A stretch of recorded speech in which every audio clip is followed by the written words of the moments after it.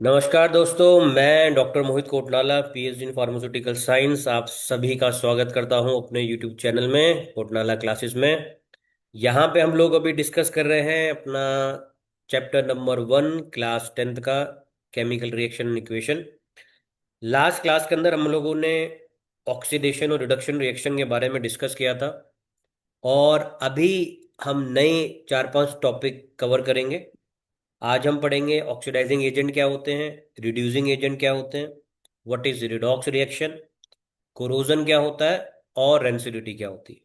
ये 5 चीजें आज हम कवर करेंगे विथ प्रॉपर नोट के साथ में, एक्सप्लेनेशन के साथ में, इस तरीके से कि कोई भी क्वेश्चन आपका कुछ ना बिगाड़ पाए और सारे क्वेश्चन का आंसर सही दे पाओ। ठीक है। तो स्टार्ट करने से पहले, जैसा कि मेरी कोशिश रहती है कि पीछे वाली क्लास के अंदर जो भी हमारा हुआ है उसको हम रिवाइज करेंगे। क्वेश्चन आंसर की फॉर्म में मैं विहान से सवाल करूंगा और विहान उसको ऑनेस्टी से जवाब देगा, ताकि हमें पता रहे कि हम बस आगे ना बढ़ते रहें, रिवीजन भी करते रहें। ठीक है। तो बाकी जितने भी स्टूडेंट्स हैं वो भी इन क्वेश्चंस का जो मैं अभी पूछने वाला हूँ ऑनेस्टी से आंसर देना। अगर आप दे पा रहे हो, सही पॉइंट्स बोल पा रहे हो, तो कॉन्ग्रेचुलेशंस, आप सही ट्रैक में हैं। और अगर नहीं हो तो अपना ट्रैक को ठीक करने का भी टाइम है। क्लास 10th है, बोर्ड का एग्जाम है, थोड़ा सा सीरियस होना है, ज्यादा नहीं, थोड़ा। कि पढ़ने के टाइम में पढ़ाई करनी है, बाकी सब हो जाएगा अपने आप। ओके। चलिए जी, विहान दी ग्रेट, मेरा सवाल पहला आपसे है कि what is the difference between oxidation and reduction reaction. Oxidation reaction में हम ऑक्सीजन ऐड करते हैं, लेकिन रिडक्शन रिएक्शन में हम ऑक्सी ऑक्सीजन को हटाते हैं, रिमूव करते हैं। गुड। फिर ऑक्सीडेशन रिएक्शन में हम हाइड्रोजन को रिमूव करते हैं, लेकिन रिडक्शन हाँ, रिडक्शन रिएक्शन में हम उसे ऐड करते हैं। Very good. Third difference. Oxidation reaction में हमें एक इलेक्ट्रॉन लूज करना पड़ता है, लेकिन रिडक्शन रिएक्शन में हमें एक इलेक्ट्रॉन गेन करना पड़ता है। ओके, अब मैं आपको चॉइस देता हूँ, क्या मुझे कोई आप ऐसी रिएक्शन बता सकते हो ऑक्सीडेशन की या रिडक्शन की, कोई भी एग्जांपल की फॉर्म में, कि देखो जी ये रिएक्शन है, इसके अंदर ऑक्सीडेशन हो रहा है, या ये एक रिएक्शन है, इसके अंदर रिडक्शन हो रहा है। कोई भी एग्जांपल वाली रिएक्शन अगर आप बता सकते हो तो बढ़िया रहेगा। ऑक्सीडेशन के लिए हम कॉपर को ले सकते हैं। Cu plus copper plus oxygen से फिर वो कॉपर ऑक्साइड बनता है, जिसमें हमें एक मतलब ऑक्सीजन उसमें ऐड हो रही है। Very good. तो एक रूल हमें उसमें देखने के लिए मिलता है। हाँ, तो ये बन गया हमारा ऑक्सीडेशन रिएक्शन का एग्जांपल। ठीक है जी, ब्रिलियंट। क्योंकि एग्जाम में, बोर्ड में कई बार आता है what is oxidation, what is reduction reaction. तो आपको पॉइंट्स याद है, आप डिफाइन कर सकते हो या पॉइंट्स लिख सकते हो। हर एक डेफिनेशन के अंदर आपको लिखना होता है इट इज डिफाइन एज, और उसके बाद अपने जो आपने पॉइंट्स बोले हैं ये लिख दो। पॉइंट वाइज बोर्ड के अंदर अच्छे मार्क्स मिलते हैं। और अगर आप केमिस्ट्री के अंदर रिएक्शन दिखाओगे तो बिना उसके तो मजा ही नहीं आएगा। वो तो हमें चाहिए ही चाहिए। ठीक है। चलिए जी, तो आज की क्लास को हम लोग शुरू करते हैं। और हमने पीछे वाली क्लास के अंदर कुछ चीज़ें जो पढ़ी हैं वो रिवाइज कर ली है। आज हमारे कुछ 4-5 टॉपिक है, उन टॉपिक्स को हम लोग कवर करेंगे, और अच्छे से उनको कवर करने के बाद नए टॉपिक के ऊपर पकड़ बना लेंगे। ठीक है जी, ये हमारी पीछे वाली क्लास का एग्जाम्पल है कुछ डिस्प्लेसमेंट रिएक्शन का। आज हम लोग देखेंगे, सबसे पहले एजेंट्स के बारे में पढ़ेंगे। व्हाट इज एजेंट, क्या होते हैं, है ना, ये पहले समझते हैं। देखो, एजेंट क्या होता है, एजेंट का मतलब होता है किसी भी चीज के काम को करने वाला। जैसे कोई एआई एजेंट है, आर्टिफिशियल इंटेलिजेंसी का एजेंट है, वो क्या करेगा, उस काम को करवाएगा। ठीक है, जल्दी से। सपोज करो कोई एलआईसी एजेंट है, तो एलआईसी एजेंट क्या कराएगा, एलआईसी की पॉलिसी देगा। ठीक है। कोई मार्केटिंग वाले एजेंट आ रहे हैं, किसी भी कंपनी की मार्केटिंग कर रहे हैं, वो उसके काम को करेंगे। ठीक है। ऐसे ही केमिस्ट्री के अंदर जो ऑक्सीडेशन कराए, ठीक है, तो वो ऑक्सीडाइजिंग एजेंट हो गया। जो रिडक्शन कराता है या उसमें जो हेल्प करता है रिडक्शन कराने में, वो रिड्यूसिंग एजेंट हो गया। ठीक है। तो ऑक्सीडाइजिंग एजेंट, रिड्यूसिंग एजेंट, जो रिडक्शन कराए, रिड्यूसिंग एजेंट, जो ऑक्सीडेशन कराए, ऑक्सीडाइजिंग एजेंट। अब इनके अंदर खासियत क्या होती है, जो भी ऑक्सीडाइजिंग एजेंट होगा वो क्या करेगा, सामने वाले का तो ऑक्सीडेशन करा देगा और खुद रिड्यूस हो जाएगा। मैं रिपीट करता हूं, बड़ी इंपॉर्टेंट बात है, याद रखना। अगर मैं ऑक्सीडाइजिंग एजेंट हूं तो मैं सामने वाले को क्या कर दूंगा, उसका ऑक्सीडेशन करा दूंगा और खुद अपने आप रिड्यूस हो जाऊंगा। आप इसको ऐसे समझ सकते हो कि एलआईसी पॉलिसी बेचने वाला आदमी नॉर्मली क्या करता है, औरों को एलआईसी देता रहता है, लेकिन अपने आप एलआईसी पॉलिसी ना ले, क्योंकि उसके पास बहुत सारी पॉलिसी, सारी तो खुद लेगा नहीं, लेकिन दूसरे को दिलवा देगा, भैया तुम ये पॉलिसी ले लो। लेकिन खुद ले या ना ले वो हमें नहीं पता। कोई सामान बेचने वाला आपके पास आया तो आपको सामान तो बेच देगा, क्या वो सामान उसने खुद भी लिया है? नहीं। ऐसे ही जब रेजेंट सामने वाले को ऑक्सीडाइज करा देते हैं तो ऑक्सीडाइजिंग एजेंट हो गया और अपने आप रिड्यूस हो जाएगा। ठीक है।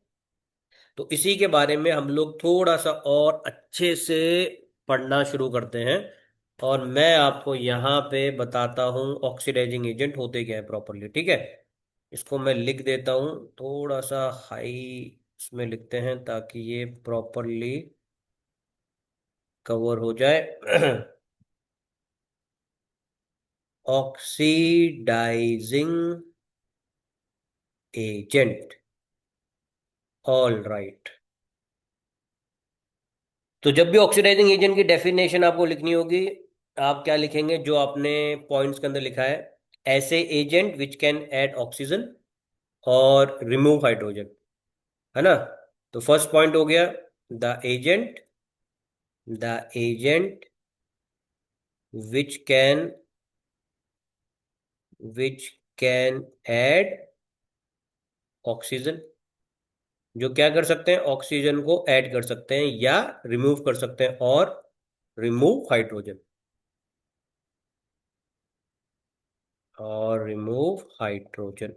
इनको हम लोग कहते हैं ऑक्सीडाइजिंग एजेंट। एग्जाम्पल आप चाहो तो इसमें एग्जाम्पल आप ले सकते हो कॉपर और ऑक्सीजन का, कॉपर ऑक्साइड। ठीक है, CuO कहते हैं इसे हम नॉर्मली, ये एग्जाम्पल आता है। बाकी एग्जाम्पल भी आप ले सकते हो, MnO2, KMnO4, KMO4, और भी होते हैं, CrO3 भी होता है, क्रोमियम ऑक्साइड भी होता है। आप चाहो तो लिख सकते हो, लेकिन मेरे ख्याल से इतने एग्जाम्पल 10th क्लास के हिसाब से ठीक है। और बच्चों के लिए थोड़ा और आसान कर दें तो सिंपली O2 भी लिख लो। कुछ नहीं आ रहा एग्जाम्पल में, याद नहीं आ रहा एग्जाम्पल, तो O2 तो लिख ही सकते हो। ऑक्सीडाइजिंग में O आ रहा है तो O से O2। ठीक है। ये हो गए आपके ऑक्सीडाइजिंग एजेंट। क्लियर है जी टॉपिक? ठीक है, नेक्स्ट टॉपिक में चलते हैं, और अब हम पढ़ेंगे इसके बाद रिड्यूसिंग एजेंट क्या होता है। तो डेफिनेशन क्या हो जाएगी उसके अंदर, रिड्यूसिंग एजेंट के अंदर, विच कैन ऐड हाइड्रोजन और रिमूव ऑक्सीजन। ठीक है। तो उसको हम यहीं पे कवर करने की कोशिश करते हैं। ये मैंने ऑक्सीडाइजिंग हटाया और यहाँ पे लिख दिया मैंने रिड्यूसिंग, क्योंकि सिंपल टॉपिक है। Reducing agent which can add, अब यहाँ पे मैं इन एलिमेंट्स को थोड़ा सा चेंज कर दूंगा।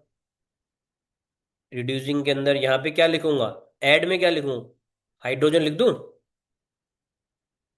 ठीक है जी, यहाँ पे लिख दिया मैंने हाइड्रोजन, विहान ने सर हिला दिया है। ओके, और रिमूव में क्या लिख दूं, ऑक्सीजन। ऑक्सीजन। ओके जी, डन। तो ये मेरे पास होगी डेफिनेशन। डेफिनेशन आप सब आसानी से लिख सकते हो, the agent which can add hydrogen और रिमूव ऑक्सीजन, यही हमने डिफरेंस के अंदर भी करा था, ताकि आपको सेम चीज रहे, आपको डेफिनेशन लिखने में, एग्जाम्पल लिखने में प्रॉब्लम ना हो। अब इसके एग्जाम्पल में क्या कर सकते हैं, सबसे आसान एग्जाम्पल देते हैं पहले आपको। जैसे उसके अंदर आपने O2 लिखा था, यहाँ पे एग्जाम्पल में आप लिख दो H2, एडिशन हो रहा है ना हाइड्रोजन का H2 डायरेक्टली।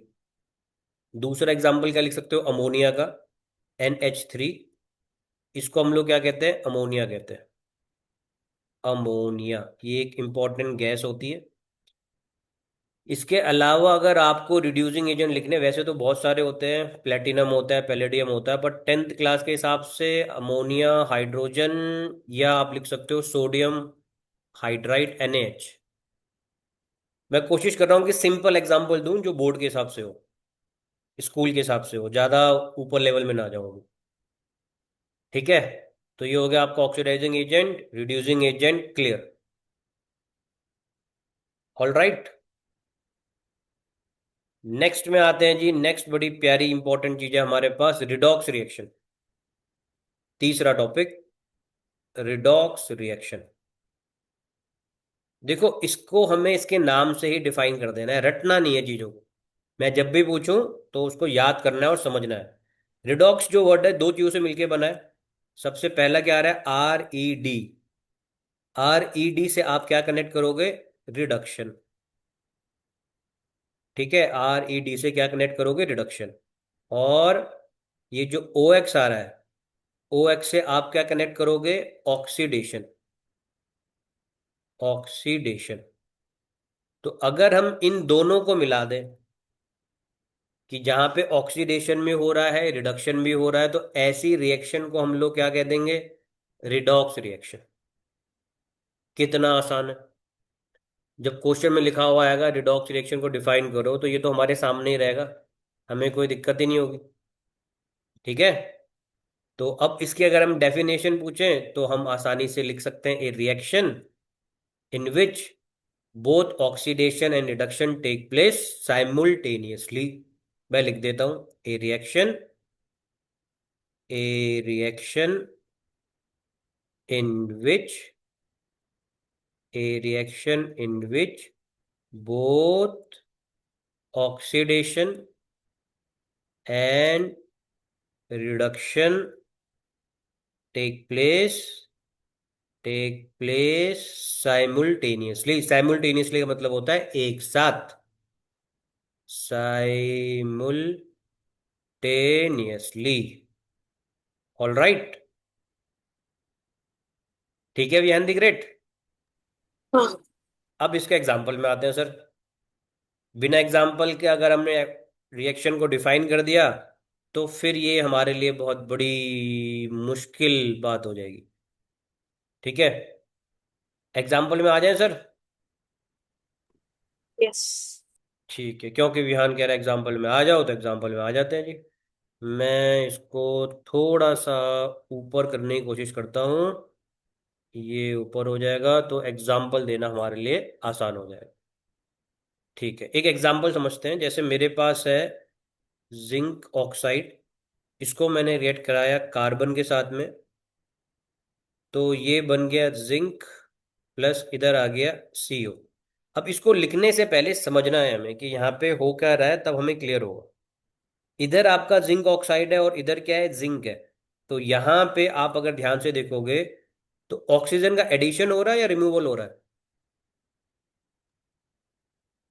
प्रोडक्ट साइड में ऑक्सीजन का रिमूवल हो रहा है। तो मैं यहाँ पे लिख सकता हूँ रिमूवल ऑफ ऑक्सीजन। और रिमूवल ऑफ ऑक्सीजन को हम लोग कहते क्या है, रिडक्शन।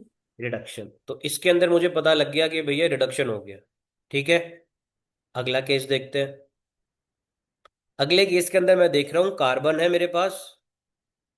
इसको थोड़ा सा नीचे करता हूँ, ऐसे कार्बन है मेरे पास, और कार्बन का यहाँ पे अगर मैं देखूं तो इसके अंदर मैं क्या देख रहा हूँ, एडिशन ऑफ ऑक्सीजन हो रहा है, राइट। तो मैं यहाँ पे लिख सकता हूँ कि इधर क्या हो रहा है, एडिशन ऑफ ऑक्सीजन। क्योंकि यहाँ पे एडिशन ऑफ ऑक्सीजन हो रहा है तो इसलिए मैं इसको क्या कहूंगा, कौन सी रिएक्शन हो गई है, ऑक्सीडेशन। Very good, excellent. तो ये बन गई हमारी ऑक्सीडेशन रिएक्शन। अब ओवरऑल अगर मैं कहूं, इस पूरी रिएक्शन के अंदर ऑक्सीडेशन भी हो रहा है, रिडक्शन भी हो रहा है, तो इस रिएक्शन को हम लोग क्या कह सकते हैं, रिडॉक्स रिएक्शन। हाँ बस यही तो हमें आखिरी में सुनना था कि ये अल्टीमेटली क्या बन गया। इसको हम लोग क्या कहते हैं, रिडॉक्स रिएक्शन। ये हो गई हमारे पास रिडॉक्स रिएक्शन। और ये हो गया इसका सिंपल प्यारा सा एग्जाम्पल।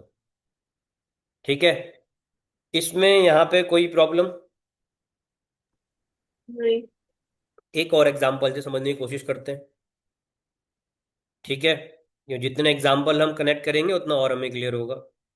जैसे मेरे पास एक कंपाउंड है कॉपर ऑक्साइड। इस कॉपर ऑक्साइड को मैंने H2 के साथ में रिएक्ट कराया, हीट कराया, ये बन गया कॉपर प्लस क्या हो गया H2। अब इस एग्जाम्पल के अंदर भी आप सेम चीज देख रहे हो कि कॉपर ऑक्साइड है और यहाँ पे क्या है कॉपर। विहान दी ग्रेट, लिखना बाद में, पहले इधर देखो, फोकस यहाँ करना है हमें। ये कॉपर ऑक्साइड है और ये क्या है कॉपर। तो इधर से इधर अगर आप देखोगे तो क्या जा रहा है, ऑक्सीजन का एडिशन हो रहा है रिमूवल। ऑक्सीजन का वहाँ प्रोडक्ट साइड में रिमूवल हो रहा तो कौन सी रिएक्शन कहलाएगी? है, रिडक्शन। बिल्कुल सही बात है। तो हम यहाँ पे कह सकते हैं कि इस एरिया के अंदर रिमूवल ऑफ ऑक्सीजन हुआ और रिएक्शन कहलाई reduction. Similarly you can also say in case of hydrogen the addition of oxygen take place and this addition of oxygen is simply called oxidation, है ना। तो यहाँ पे हम आसानी से कह देंगे this is called oxidation reaction because addition of oxygen हो रहा है। क्या ये बात क्लियर है सर? हाँ। ओके। अब एक थोड़ा सा टिपिकल एग्जांपल लेंगे, उसके अंदर जज करने के लिए विहान से पूछेंगे कि क्या होगा। चैलेंज देते हैं विहान को। रिएक्शन है MnO2। MnO2 को कहते हैं मैग्नीज ऑक्साइड, को रिएक्ट कराया है मैंने हाइड्रोक्लोरिक एसिड के साथ में। इन द प्रोडक्ट में आपको मिलता है MnCl2 plus water molecule plus Cl2। अब आपसे ये पूछा गया है कि ये जो रिएक्शन है ये कौन सी टाइप की है और क्यों है। जो भी टाइप हम बोल रहे हैं वो क्यों बोल रहे हैं, तो क्या आप बता सकते हो विहान इसके बारे में कुछ?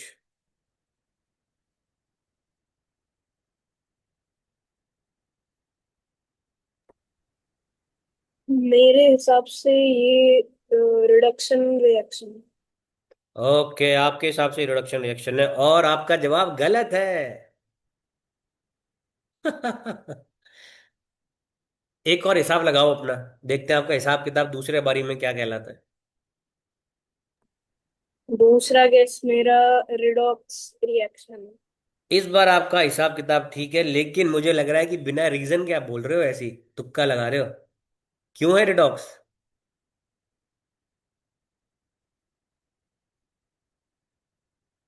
हम्म, देखो हाँ, देखो। क्योंकि इसमें हाइड्रोजन का भी एडिशन हुआ है। हाँ, हाइड्रोजन का भी एडिशन हो रहा है। कहाँ पे क्या हो रहा है मुझे बताओ जरा, मैं भी तो समझूं।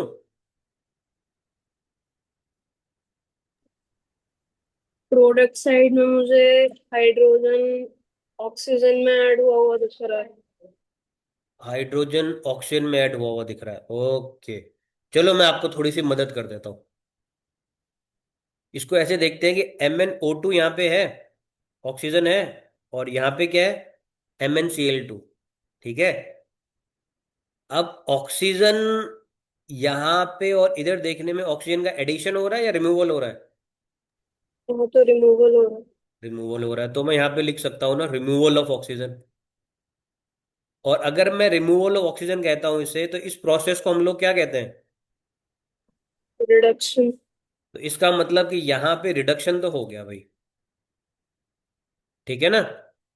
मैं बता रहा हूँ देखना कैसे है। अगर देखना आ गया तो फिर कई चीजें आ गई। अब यहाँ पे हाइड्रोजन कितने हैं HCl में? 4। 4 है। अब अगर मैं देखूं यहाँ पे HCl में से, अब जो जो कंपाउंड बन रहा है, इस कंपाउंड के अंदर हाइड्रोजन कितने हैं H2O के अंदर? इसमें हाइड्रोजन 2 है। दो नहीं है सर, ध्यान से देखो H2O के अंदर 2H2O लिखा हुआ है।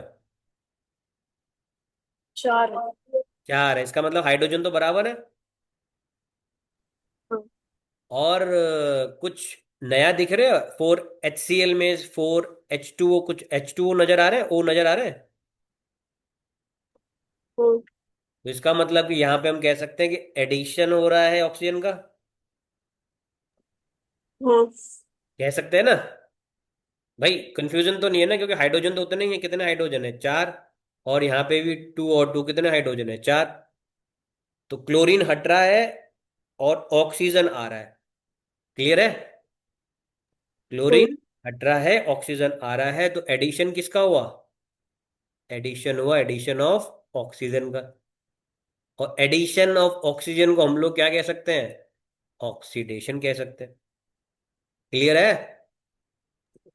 तो अब यस। ओवरऑल अगर मैं आपसे पूछूं कि ये जो रिएक्शन है ओवरऑल, ये कौन सी टाइप की रिएक्शन है, तो आप क्या बोलोगे अब। रिडॉक्स। हाँ जी, this is a redox reaction. अब मुझे लगता है कि कहानी क्लियर हो गई है आपको। तो इस तरीके से हम लोग डिफरेंट टाइप के एग्जाम्पल्स करते हुए ये सीखेंगे कि भाई ये रिडॉक्स रिएक्शन या ये होती क्या है, कैसे हो जाती है। यही सारी इंपॉर्टेंट चीजें हमें पता होनी चाहिए। ठीक है। अब हमें दो टॉपिक और करने हैं इसके बाद, इस क्लास के अंदर हमें कवर करने हैं कोरोजन और रेंसिडिटी। ठीक है, तो हम अगला टॉपिक स्टार्ट करेंगे कोरोजन। बहुत ध्यान से, अच्छे से सारे बच्चे ध्यान से देखो, नोट्स बनाओ, याद करो। पढ़ना नहीं है, याद करना है, that is most important thing. बच्चे गड़बड़ी क्यों करते हैं, फेल क्यों होते हैं, मार्क्स क्यों नहीं आते, क्योंकि वो पढ़ रहे होते हैं। अबे पढ़ते तो न्यूज़पेपर है यार। इतने बड़े बड़े न्यूज़पेपर पढ़ के कोई टॉपर बना है, नहीं बना। तो पढ़ना नहीं है, याद करना है, जो दिमाग में है वही हाथ में चलेगा फिर एग्जाम में, वरना नहीं होगा। ठीक है, आगे बढ़े जी। यस। ठीक है, अगला टॉपिक स्टार्ट करते हैं, उसका नाम है कोरोजन। तो कोरोजन का नाम सुनने लिखने से पहले, लिखते लिखते क्या बताओगे विहान, क्या होता है कोरोजन, किसे कहते हैं कोरोजन। मुझे इस वर्ड का एग्जैक्ट मतलब तो नहीं पता, पर अगर मैं गेस करूं तो रस्टिंग। रस्टिंग, बिल्कुल सही बात कह सकते हैं हम। बेसिकली अगर मैं फर्स्ट पॉइंट में लिखूं कोरोजन क्या है, तो it is a oxidation reaction. ये बेसिकली एक ऑक्सीडेशन रिएक्शन होती है।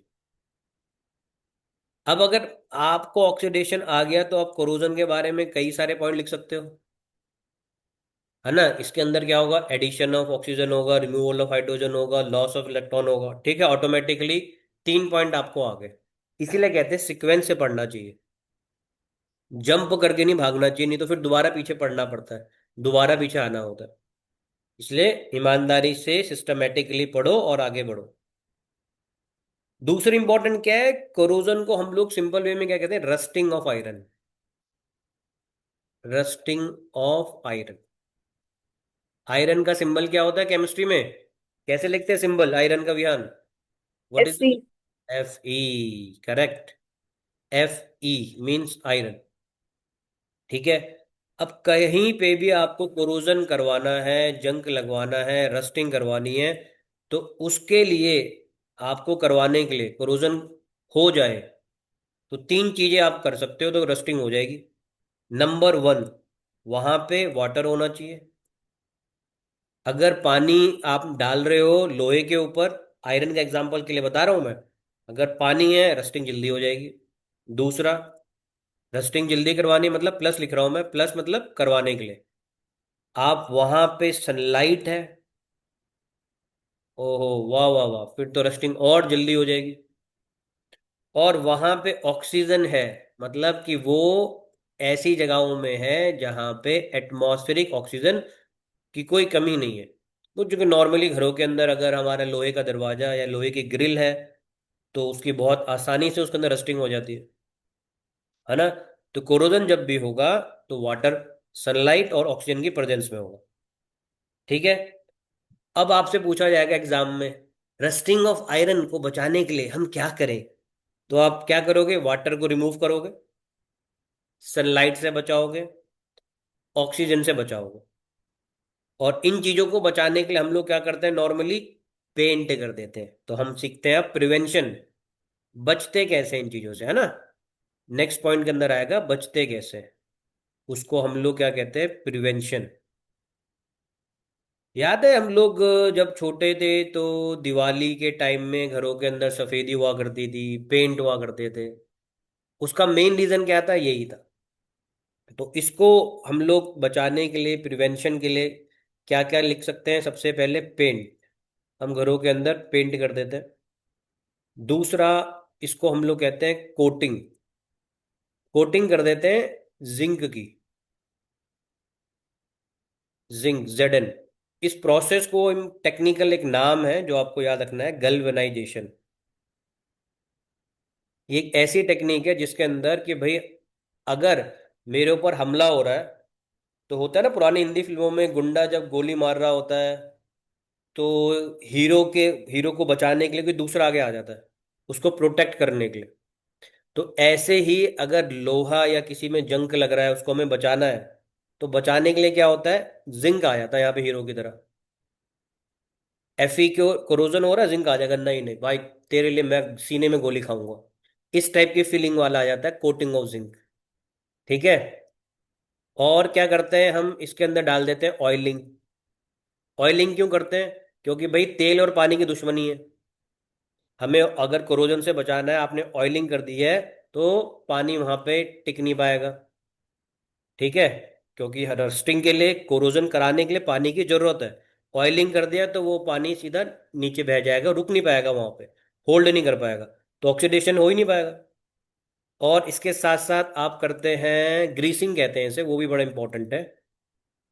Greasing, greasing is a one of the important technique. ये हम लोग साइकिल के अंदर भी लगाते हैं ना ग्रीस, कई बार वो यही ग्रीस होता है। तो इन सारी टेक्निक का इस्तेमाल करके हम लोग आसानी से कोरोजन से बचा सकते हैं। और अगर आपको कोई देसी तरीका चाहिए, कुछ नया इनोवेटिव, तो आप एल्यूमिनियम की फॉइल होती है ना जो, एल्यूमिनियम की फॉइल को लोहे के ऊपर लपेट देना, रस्टिंग होगी ही नहीं, जंग लगेगा ही नहीं। क्योंकि एल्यूमिनियम के ऊपर ऑक्साइड की लेयर होती है। ठीक है। और उस ऑक्साइड की लेयर के अंदर, लाडो 1 मिनट पढ़ा रहे हैं बेटा, बीच में मत आओ। ठीक है।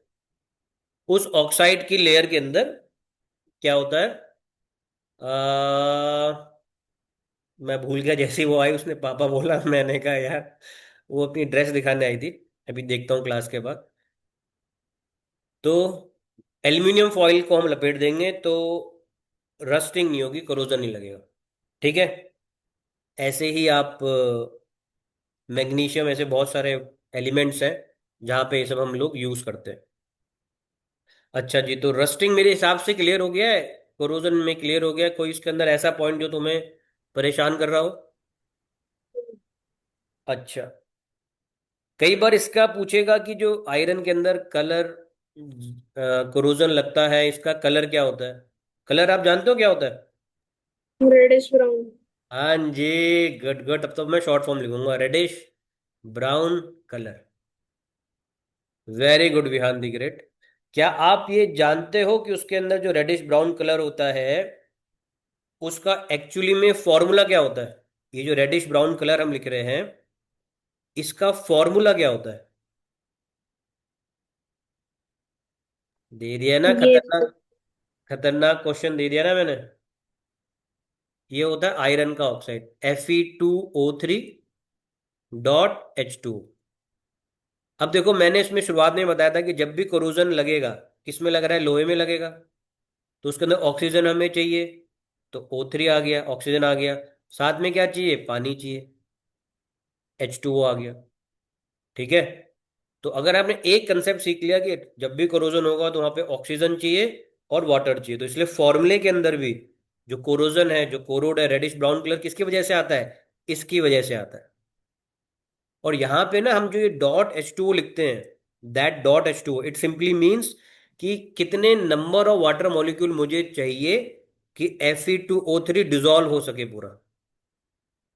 ठीक है। तो यहाँ पे कई बार हम X लिख देते हैं कि 4 वाटर के मॉलिक्यूल चाहिए, 5 वाटर के मॉलिक्यूल चाहिए, so that it can be completely soluble in water. Okay report. अब हम लास्ट जो टॉपिक है उसकी तरफ भी बढ़ सकते हैं। दैट इज कॉल्ड, क्या नाम था उस टॉपिक का बयान? रेंसिडिटी। रेंसिडिटी। तो भाई ये छोटा सा टॉपिक है, इसके अंदर थ्योरी है, ज्यादा इसके अंदर रिएक्शन वगैरह नहीं आती है। इंपॉर्टेंट पॉइंट है। रेंसिडिटी को हमने पहले भी डिस्कस करते हुए बोला था कि कोई भी चीज जो खराब हो जाए, तो खराब होने का मतलब है ऑक्सीडेशन रिएक्शन। तो आप इसमें लिख सकते हो कि रेंसिडिटी क्या है? It is an example of oxidation reaction. Oxidation reaction, oxidation reaction की वजह से जब हमारे पास फूड सब्सटेंस खराब होने लग जाए, सड़ने लग जाए, तो उसको हम लोग रेंसिड कहते हैं, सड़ना। ठीक है। जैसे मैंने एग्जांपल दिया, आपने खाना बाहर रखा, फ्रिज के अंदर नहीं रखा, तो खाना बाहर रेंसिड हो गया। आपने एप्पल लिया, एप्पल को काटा और आपने उसको थोड़ी देर के लिए बाहर रखा, तो ऑक्सीजन से रिएक्ट करता है। उसकी जो आउटर कवर होती है, वो देखते हो ना, अजीब सा हो जाता है, ब्लैक ब्लैक सा कलर सा कुछ आने लग जाता है। वो क्या है बेसिकली? वो बेसिकली आपका ऑक्सीडेशन रिएक्शन है। और अगर आप उसको ऐसे ही बाहर रखोगे, तो धीरे धीरे धीरे धीरे वो रेंसिड हो जाएगा, सड़ जाएगा। बचाने का सोल्यूशन क्या है? उसी को आप एल्यूमिनियम फॉइल के अंदर रख दो, तो वो बच जाएगा, खराब नहीं होगा, काफी समय तक चलता रहेगा। इसलिए हम लोग रोटियां जो होती हैं एल्यूमिनियम फॉइल के अंदर देते हैं, चॉकलेट्स के रैपर पहले एल्यूमिनियम फॉइल के होते थे, रेंसिडिटी को बचाने के लिए। अब इसको प्रिजर्व करने के लिए बहुत सारे टेक्निक्स हैं। जैसे हम लोग नाइट्रोजन गैस का इस्तेमाल करते हैं, N2 गैस, है ना, ये N2 मैं लिखना चाह रहा हूँ उसको। ये नाइट्रोजन गैस है, that is called N2 gas. ये गैस हम कहाँ पे डालते हैं? ये हम डालते हैं चिप्स के अंदर, जो कि नहीं खाने चाहिए। चिप्स के अंदर अल्फा टॉक्सिन होता है, लीवर को बहुत खराब करते हैं। सो हेल्दी फूड अपनाओ, चिप्स वगैरह मत खाओ, बेकार होते हैं सेहत के लिए। लीवर टॉक्सिसिटी करता है। मेरी पीएचडी फार्मास्यूटिकल साइंस के अंदर हिपैटोटॉक्सिसिटी के अंदर ही है, लीवर डैमेज कैसे होता है। और उसका एक बहुत इंपॉर्टेंट एग्जांपल है ये alpha toxin. We should protect our self with these unhygienic foods, जैसे कि आपका चिप्स हो गया। तो चिप्स के अंदर इसको सेव करने के लिए हम लोग नाइट्रोजन गैस मिला देते हैं। क्यों मिलाते हैं नाइट्रोजन गैस? क्योंकि नाइट्रोजन गैस क्या होती है? इनर्ट होती है। इनर्ट का मतलब है रिएक्ट नहीं करेगी। और नाइट्रोजन गैस क्या होती है? बहुत ही हल्की होती है, लाइट गैस होती है। लाइट गैस, बिल्कुल हल्की सी गैस होती है, वेट इसका बहुत ही कम होता है। आपको पता है नाइट्रोजन गैस ऐसी गैस है जो ठंडी भी होती है, कोल्ड। इसलिए नाइट्रोजन गैस को हम लोग पता है कहाँ भी इस्तेमाल करते हैं? टायर्स के अंदर भी। जो गाड़ी के टायर होते हैं ना, उसके अंदर नाइट्रोजन गैस का इस्तेमाल करते हैं। सपोज करो आप हाईवे में गाड़ी चला रहे हो, टायर हीट अप हो गया, इतना ज्यादा हीट हो जाता है कई बार टायर के टायर ही ब्रेक डाउन हो जाते हैं। वो चीज ना हो, उसे बचाने के लिए we are using nitrogen gas. हम टायर के अंदर एयर, नॉर्मल एयर की जगह में नाइट्रोजन गैस इसलिए मिलाते हैं। उसके अलावा भी हमारे पास कुछ ऐसे केमिकल्स होते हैं जो कि एंटीऑक्सीडेंट होते हैं। इनको हम लोग क्या कहते हैं? एंटीऑक्सीडेंट। एंटी ऑक्सीडेंट्स, ऐसे केमिकल जो ऑक्सीडेशन होने से बचाते हैं। एंटी मतलब क्या होता है? दुश्मन, है ना, ये बड़ा एंटी है। तो ऑक्सीडेशन का दुश्मन, ऑक्सीडेशन हो गया तो क्या हो जाएगा? रेंसिडिटी हो जाएगी, चीजें सड़ जाएंगी, खराब हो जाएंगी। मुझे उसे बचाना है, तो मैं एंटीऑक्सीडेंट्स का यूज करूंगा। इसमें से दो एंटीऑक्सीडेंट्स जो हैं ज्यादातर हम लोग इस्तेमाल कर सकते हैं। उसका एक का नाम है BHA, एटलीस्ट शॉर्ट फॉर्म सबको पता होनी चाहिए। और दूसरे का नाम है BHT। BHT, क्या इसकी फुल फॉर्म कमेंट में कोई बच्चा बता सकता है? वीडियो को पॉज करके ऑनेस्टली और मुझे बताए कि इसकी फुल फॉर्म क्या होती है, BHA की और BHT की। ये ना बटर वाली चीज़ों में, ऑयल वाली चीज़ों में डाला जाता है, इसलिए जो अचार वगैरह होते हैं कई सालों तक भी बचे रहते हैं, क्योंकि उनके अंदर एक नेचुरल एंटीऑक्सीडेंट एजेंट्स होते हैं। बट BHA की फुल फॉर्म क्या होती है, कोई बता सकता है? चलो, कोई बताएगा मुझे, ऐसा आसानी से लगता नहीं है ना। मैं लिख देता हूँ उसकी फुल फॉर्म। इसको कहते हैं ब्यूटाइलेटेड, एच से हाइड्रोक्सी, ए से एनीसोल, ANISOLE, और ये वाई है ब्यूटाइलेटेड हाइड्रोक्सी एनीसोल। ठीक है, अगर आपको फुल फॉर्म याद नहीं हो रही तो BHA तो याद कर सकते हो, है ना। और दूसरा एंटीऑक्सीडेंट है BHT। तो बी का मतलब इसके अंदर सेम है, जैसे वहां पे हमने ब्यूटाइलेटेड बोला, यहाँ भी ब्यूटाइलेटेड बोलेंगे। एच भी सेम है, हाइड्रोक्सी, यहाँ भी हाइड्रोक्सी। टी बस चेंज हो रहा है। तो वहां पे एनिसोल था, और यहाँ पे मैं सिर्फ टी का लिख रहा हूँ क्योंकि बाकी सारा कुछ सेम है। इसको हम कहते हैं टी से टॉलिन।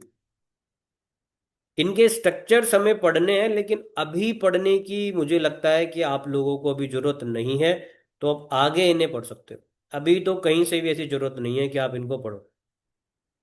कई बार हम क्या करते हैं, ऑक्सीडेशन प्रोसेस को बचाने के लिए वैक्यूम पैकिंग करते हैं। क्या करते हैं? Vacuum packing. VACUUM, vacuum packing. Spelling गलत है। हाँ, VACUME होता है ना।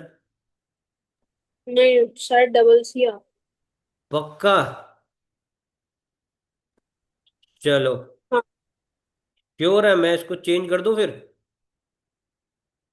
हाँ, कर दो। क्या लिखूं यहाँ पे?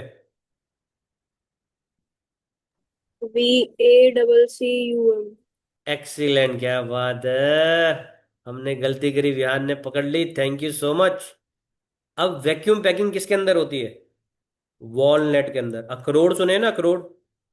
ये जब भी आप खरीदोगे तो बिल्कुल पैक होते हैं, इसके अंदर ना एयर टाइट बिल्कुल हटा देते हैं सारी हवा, ताकि जरा सी भी ऑक्सीजन इसके अंदर ना रह जाए। इसको कहते हैं वैक्यूम पैकिंग का एग्जाम्पल। ठीक है। तो वॉलनट का एग्जाम्पल है वैक्यूम पैकिंग। क्यों हटा देते हैं सारी ऑक्सीजन? क्योंकि ऑक्सीजन रहेगा तो रेंसिडिटी हो सकती है, उसमें कीड़े लग जाएंगे। अखरोट को बाहर रखोगे बहुत जल्दी खराब हो जाएंगे। उसके किसी पॉलिथीन के अंदर रखो और सारी हवा बाहर निकाल दो, तब वो सेफ रहेगा। ठीक है। तो मुझे लगता है रेंसिडिटी वाले टॉपिक के अंदर काफी पॉइंट्स हमारे कवर हो गए। अब इंपॉर्टेंट बात क्या है कि हमारी थ्योरी जितनी भी इस चैप्टर के अंदर थी, फिनिश हो गई है, खत्म हो गई है भाई। तो क्या अब इसके ऊपर कोई और इस चैप्टर के अंदर वीडियो नहीं आएगी? आएगी। अब क्या आएगी? Question answers. अब हम एक डेडिकेटेड क्लास रखेंगे जिसके अंदर हम मोस्ट इंपॉर्टेंट क्वेश्चन NCERT के, मोस्ट इंपॉर्टेंट क्वेश्चन जो प्रीवियस बोर्ड में आए हुए हैं वो, और मोस्ट इंपॉर्टेंट क्वेश्चन जो हमें लगता है कि नेक्स्ट ईयर आएंगे ही आएंगे। ठीक है। वो अगली क्लास के अंदर हम लोग पढ़ेंगे और उनको सॉल्व करेंगे। तो नेक्स्ट क्लास के अंदर क्वेश्चन आंसर राउंड होगा। ओके। तो ये हमें ध्यान रखना है। तब तक के लिए बाय बाय, टेक केयर, जय श्री राम।